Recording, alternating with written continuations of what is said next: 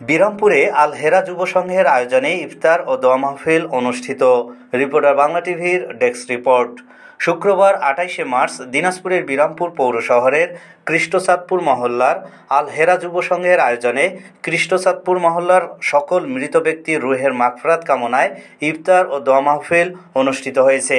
কৃষ্ণচাঁদপুর বড় জামে মসজিদের সভাপতি আব্দুল মতিন সাহেবের সভাপতিত্বে আফমা মাহাদি হাসানের সঞ্চালনায় উক্ত দোয়া মাহফিলে প্রধান অতিথি হিসেবে উপস্থিত থেকে মূল্যবান বক্তব্য রাখেন কৃষ্ণচাঁদপুর বড় জামে মসজিদের ইমাম ও খতিব মাওলানা মামুনুর রশিদ।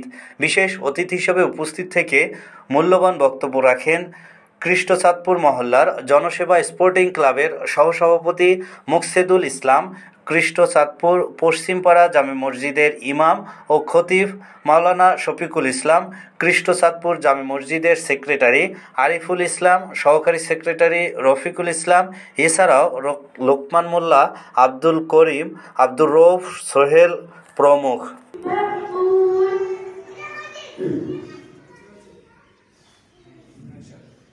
মাইকের সামনে এসে কথা বলা কোরআন তেলাওয়াত চাকরির বিষয় না, এটা অনেক সাধারণ বিষয়।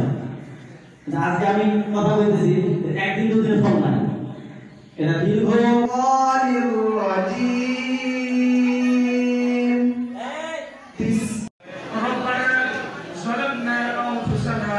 وإن لم تغفر لنا وترحمنا لنكونن من الخاسرين.